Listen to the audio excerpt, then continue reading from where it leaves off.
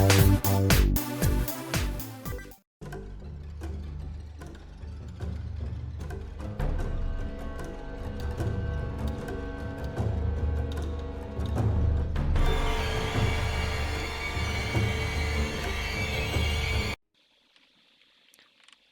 on Molex Lives. I think it's time to play a little 7 Days to Die.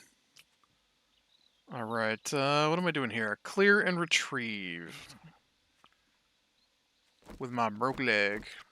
Alright, so I'm gonna guess... we go in through here.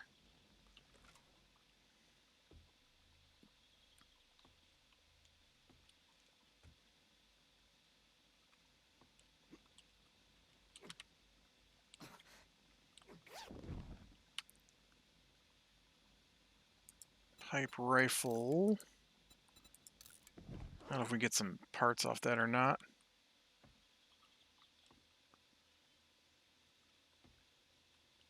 Really?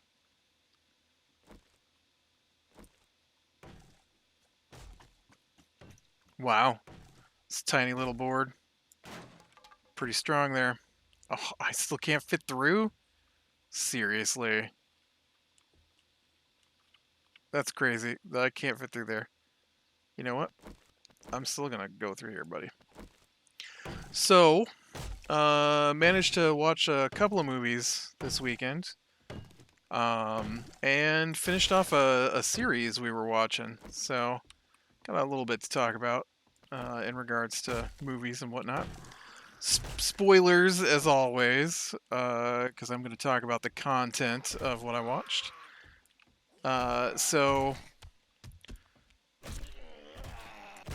First up, I watched The Black Phone. It was alright. I liked it. It wasn't spectacular by any means, but it was alright. It was basically it was a horror movie, I guess you'd call it, but it might as well have been like a PG or PG-13 rated film for children. There was very little. I'm sure it was rated R, but it would have been rated R for language. Because the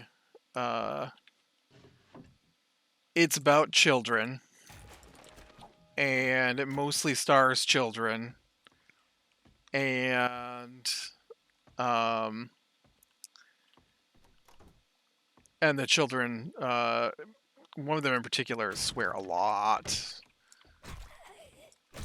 Not a lot. Not a lot. Let me rephrase that. Swear, curse, whatever word you want to use foul language. Pretty foul language, which doesn't bother me. I don't care about that stuff. But it's definitely the only reason that film was rated R. And so it... I don't know. There was no reason for her to talk like that. And it was a little funny, but given that nobody around her talked like that, it was out of... It's one of those wink wink, right? It's out of place. And so... Oh. Okay, I'm a little confused because this is the path. I want to get this box. And then I grab this over here. Is that the box? This is the box over here. That's all right. I was trying to get over here next to this this box here. Okay.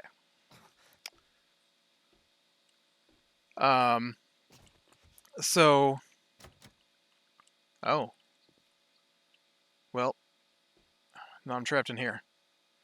So, it was like I said, it was all right. It was about the uh a child killer who kidnaps children and um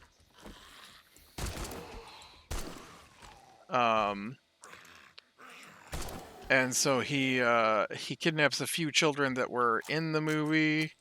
I can't remember if every child was shown in the film or not. Um, I feel like there were a couple that weren't. And then basically they take this kid into the basement and leave him locked up in there. And like it was missing the reasoning.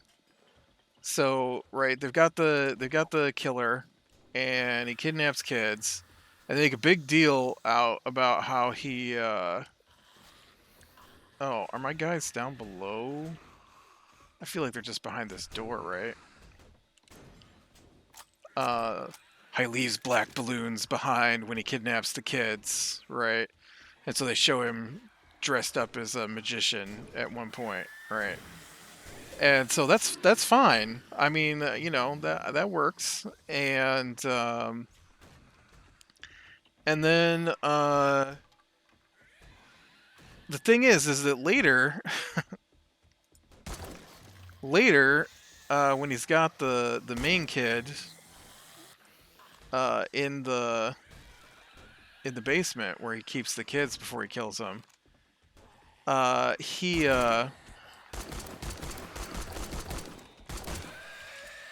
crap. I'm gonna die before I finish this. Dang it. Failed that quest. I didn't realize there were so many of them. Should have counted the circles. I thought there were 3. Figured I could take 3. Couldn't take what was that, 5? Uh, so, uh, so yeah, so he takes him to the basement, and then he acts like there are rules, but he never gives any rules, um, and like basically they don't flesh out the killer at all, which I was kind of disappointed with, because usually I like my movies to flesh out why the bad guy's doing what the bad guy's doing, not just have them doing bad things. And this was bad guy's just doing bad things because he's the bad guy, right? Right? That's why bad guys do bad things, because he's a bad guy, right? Uh, but other than that, it was all right. Kid, there's a black phone in the basement, and he's told that it doesn't work, and that if it does ring, it's maybe some kind of static electricity because it hasn't worked the entire time the killer's known about the black phone. Well, then of course the black phone rings, and it's the ghosts of the kids that were killed, and they basically help the kid figure out how to get out of there. So, like I said, it was very like if you removed the swearing, the foul language, however you want to term it, there wasn't really a whole lot to this movie that made it that horrific. Uh, just basically, kid in the basement couldn't get out, um, and he kept getting phone calls that were like, "Yeah, so try this." uh, Mini bike is north of me. Okay. And yeah, so like I said, it was all right. There's a weird they had a sister character, and she saw visions, and then her mother saw visions and killed herself because of the visions, and then the father was I don't want to say necessarily abusive. I'm sure it would be considered abusive. I mean, he was abusive, but it wasn't like if there are degrees of abuse, it was more than she should have gotten because nobody deserves to be beaten by a belt that extreme. Uh, Nobody deserves to be beaten by a belt. And but it wasn't like he was, hitting her in the head with a baseball bat or uh, anything like that. And so, I got his reasons. His reasons for doing what he did was his wife, he felt, went crazy and killed herself, and now his daughter is, exhibiting the same things that made what he believes his wife to kill herself. The problem is that the daughter barely has anything to do with the show other than telling the police that she's seen things involving the killer and then finding the house across the road from where the kid was being kept because he rescued himself. Nobody rescued him. I mean, the ghost, I guess, rescued him. Um, but she didn't. She wasn't involved in rescuing him. All she was involved in was leading the cops to the other house where the bodies were buried, which didn't even need to exist in this movie. So I don't know why her character was a thing in the movie. Because it didn't. She had less of an impact on the main character than the other kid who was in there for like one scene where he got in a fight with some other kids and then was like, one of these days you're gonna have to stand up for yourself. That kid had more to do with what happened than the sister. And then the next movie I watched was Crimes of the Future. So I kind of wanted to. I've been looking out for this one because I had read that at the film festivals it was making people leave the film festival in disgust, right? And I'm like, ooh, okay, that's I like me a good gory horror movie. That's not what I got. I got a really boring movie that occasionally they cut things. It was not good. Spoilers for this movie. It's a movie. Oh, hey. It's a movie about. I don't know.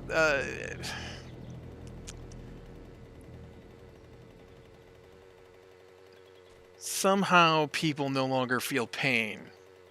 It must not be all people, but most people don't feel pain. And so because they don't feel pain, they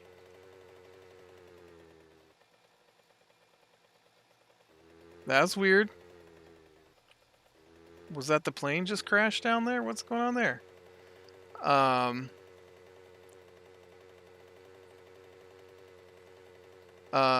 they have decided that they enjoy cutting each other with knives. And so on top of that, there might be some rapid onset evolution happening, maybe, and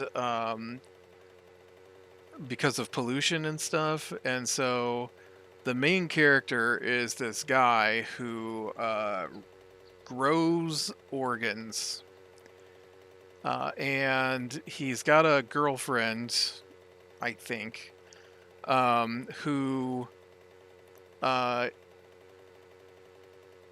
who used to work at a hospital, and now they're artists. And because everybody's into cutting, she tattoos on his weird new organs. Well, that was the dumbest crate I've gotten yet, I think. Wow, there was nothing in there I really needed. So she tattoos on the organs, and then they set up a show, and then they use this machine that cuts open. It's an autopsy table, but it's like robotic and sort of alive, and so they use it to remove the organ live in front of people. while she like gives a poem. I don't know. That was basically the whole movie, honestly.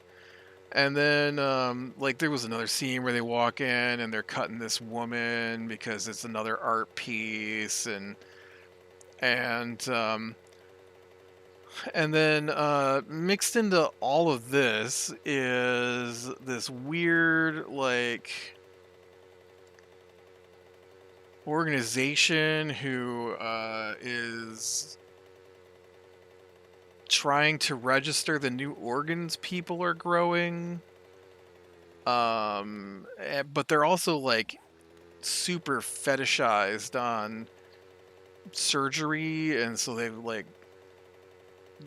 want to put in windows in people so they can see their insides, and it was all just really bizarre stuff. None of it was super disgusting.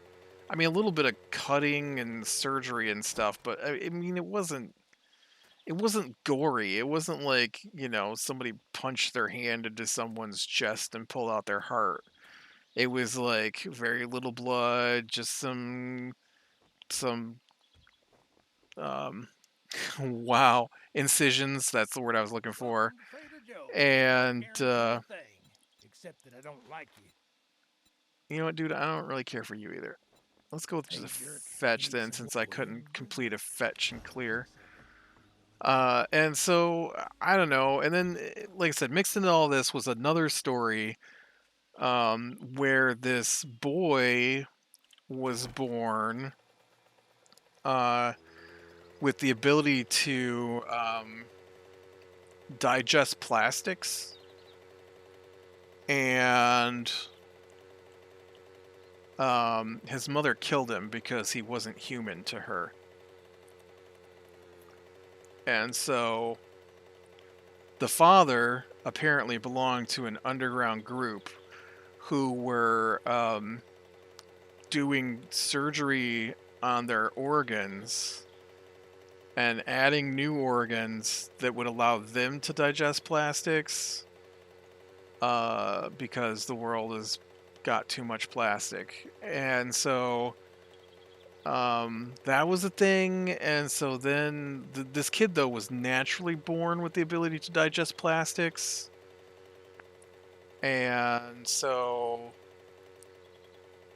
they wanted the art people to do an autopsy on him to see his organs.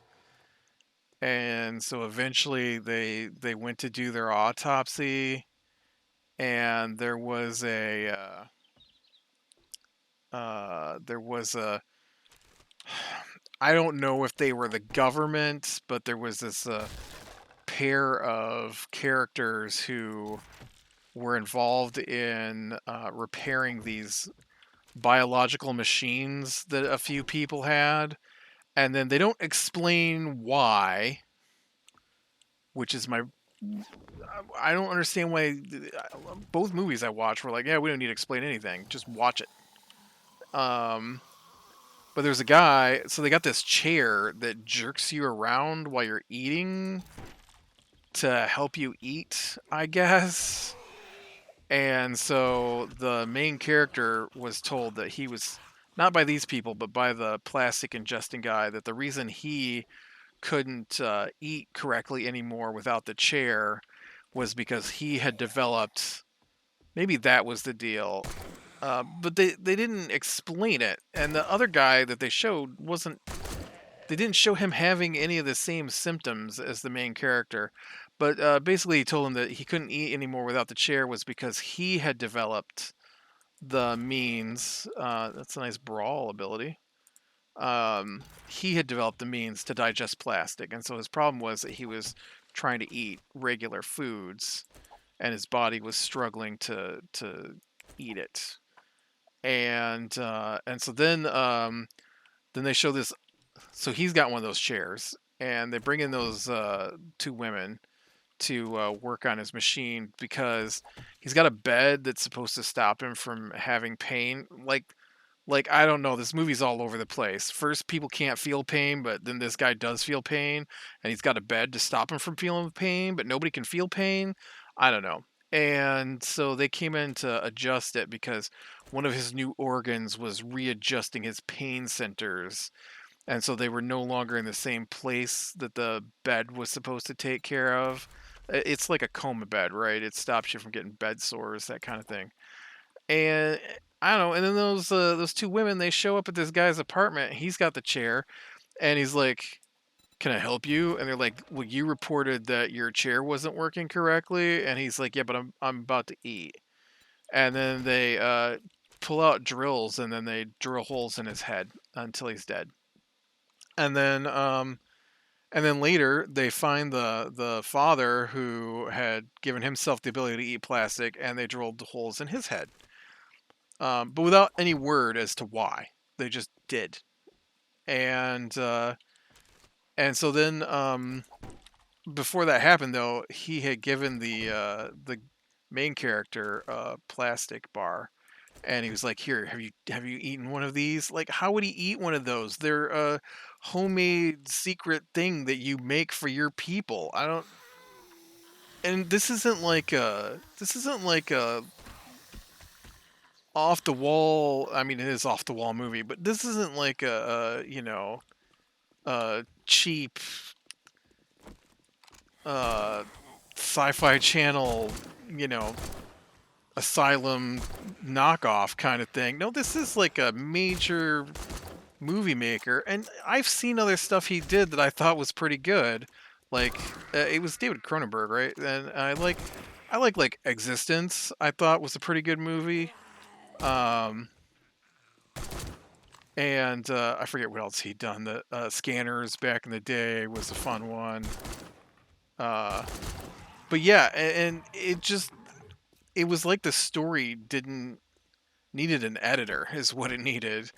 Somebody to tell him how to pull all the pieces together. Um, but yeah, and so then they murdered the father. They went and did the autopsy on the kid. And when they cut him open to remove his organs, well, wouldn't you know it? But all his organs have been tattooed on because the government showed up, and the government was like, uh, "Yeah, we can't let anybody know that people are changing to be able to, digest plastics because reasons. It might cause outrage. I mean, we already had everybody lose the ability to feel pain, um, you know, and you're famous for growing weird new organs, and so people might be upset by people growing weird new organs, I guess. Yep, nope, you lost me again there. I stop introducing concepts and then being like, yeah, no. See, oh crap. Dude, I was trying to loot that pile there, and then you gotta go and get in my face.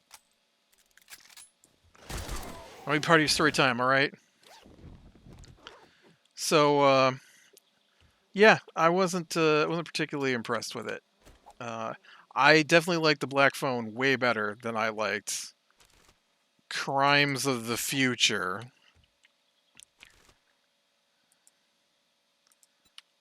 It was so bizarre. It was,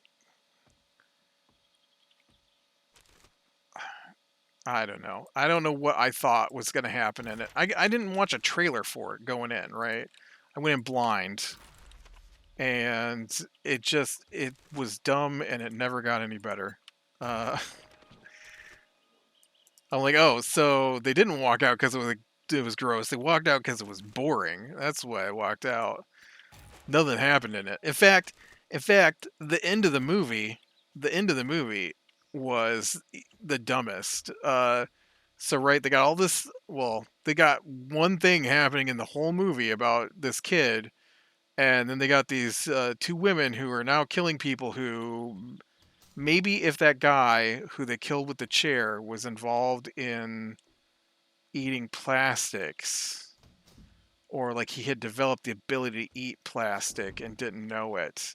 But they don't tell you that, or if they do, I missed it. Um, then maybe I can see a sort of storyline there, except that those two women were from the company who makes the chairs. So I don't know why the company, and they made a big deal about how they already had discontinued the table, the autopsy table thing that they were using. And so it's not like that company didn't discontinue items. So I don't understand why they were killing people with drills. Like, it was never explained. And then the very end of the movie, that dude goes back to his house, and his girlfriend is like, "So you gonna try it?"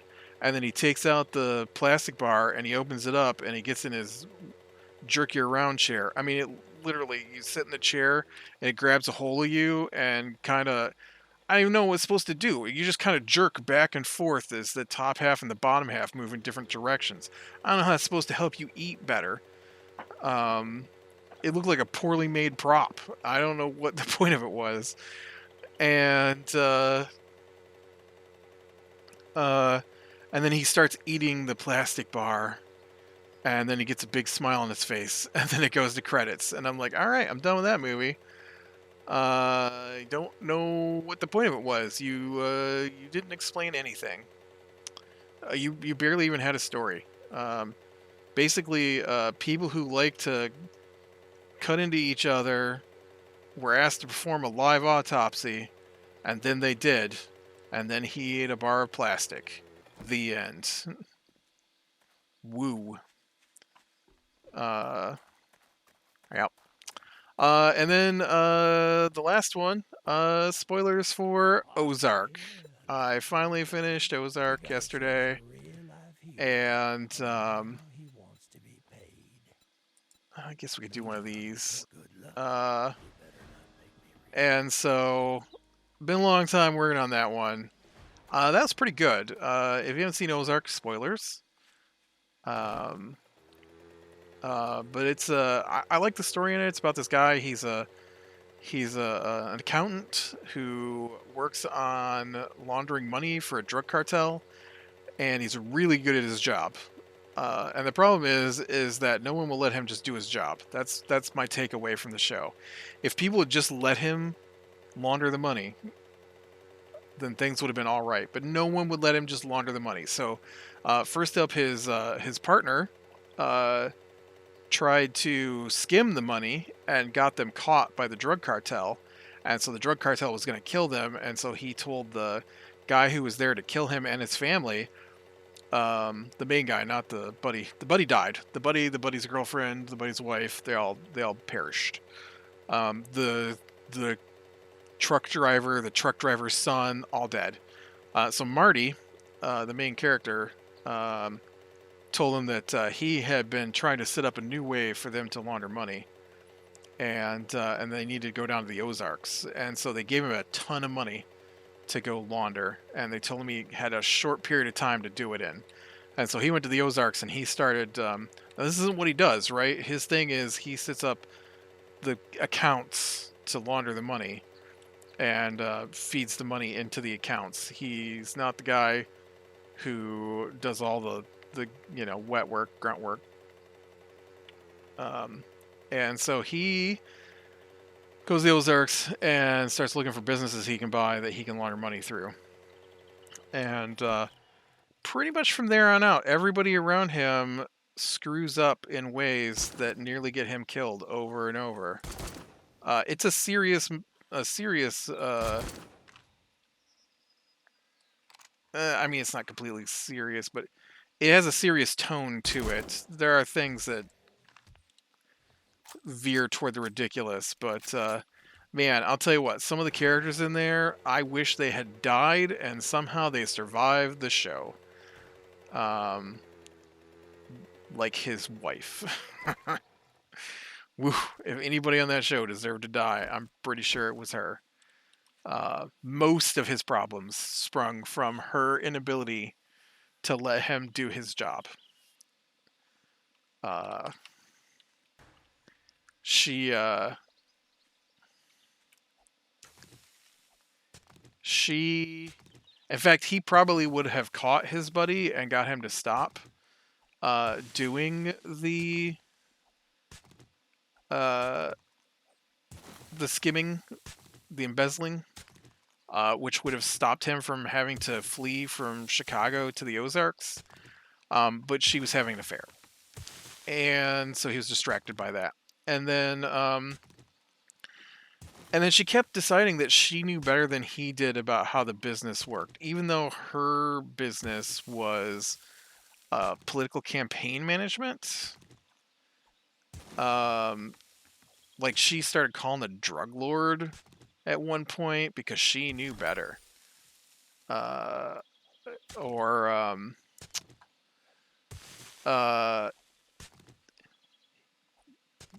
came with this idea to start a casino, and then she decided that her casino had to be better than his, and so she went and got a second casino. It was just stuff like that over and over. Everybody he dealt with was, if they would just do what they said they were going to do, if they would just keep calm, very few people would have died. But that's not how it went. Everybody was crazy. I think only one person on the show, my favorite character, got killed. I wasn't happy about that. I mean, I guess Marty was my favorite character on the show, but the other main character was this woman he met named Ruth, and I really liked her.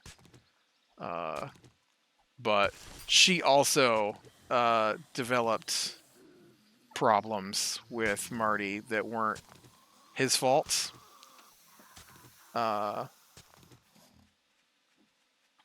Dude, zombies are coming, and you're like...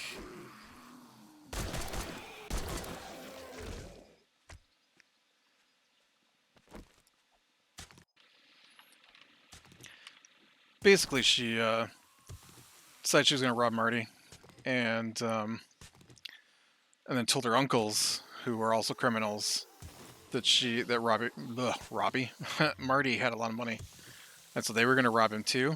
And so then she had second thoughts, and so instead of why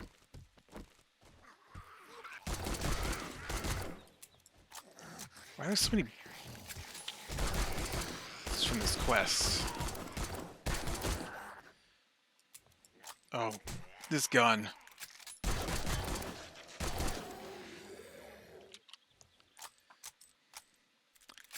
After they decided they were going to rob the uncle and they wouldn't wait for her to finish, she had earlier decided she was going to kill Marty,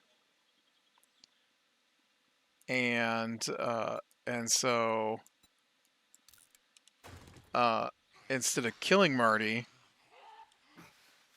she then decided she was going to work with Marty, and so she used the same trap that she was going to use to kill Marty to kill her uncles, and so her whole life pretty much fell apart at that point. Not at that point, but it was the root cause. And so again, like most of the other people on the show, if they would just let Marty do his job, none of the myriad of deaths that happened probably would have happened.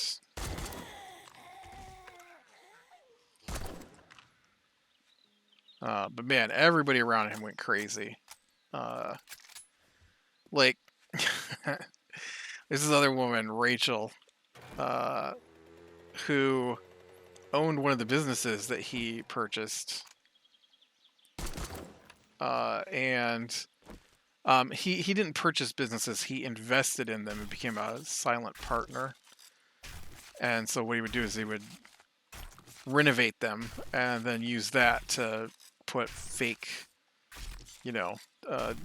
costs into the books so that he could hide the money, and then I think they deposit it in the bank and then he shuffles it around, and so then it becomes real money at that point. I mean, it was real money, it's just, he's laundering drug money. And so so Ruth Ruth killed her uncles because she was going to rob him, and then decided she wasn't going to. But by that point, her uncles were gonna on their way to kill Marty to take his, unlaundered drug money. Um, Rachel owned one of the businesses that Marty invested in, and then she found the money that he was hiding on the property and just stole a bunch of it and went on a drug bender. And somehow that's Marty's fault. Somehow, when he got to the end, Rachel blamed Marty for not leaving his wife for her, even though he was clear that that was never going to happen. I mean, it almost did, but then he was like, "No, we can't." And so she was scorned, I guess, at that point. And yeah, and then Ruth like lost her whole family basically, except for one cousin, because she killed her uncles. Well, because she tried to rob Marty, and so because of that, she blamed Marty for everything that happened to her, even though everything that happened to her was directly pretty much her fault. I don't understand. It was just a giant show of nobody except Marty taking responsibility. Like the drug lord lost huge chunks of his family because they wouldn't just let Marty do his job. The uh, FBI agent screwed up her career because she wouldn't work with Marty the way that she agreed to. Here's your reward, sucker. It was just insane. An insane Better not fuck this up, or I'll cut you god. collection of people who, if they just did what they said they were going to do, things would have been better. But nope, it was a show of a bunch of crazy people. All right, well, with that, be better than small things, lean to the light. Oh, I really liked it. I thought it was really good. But yeah, I will talk to you later.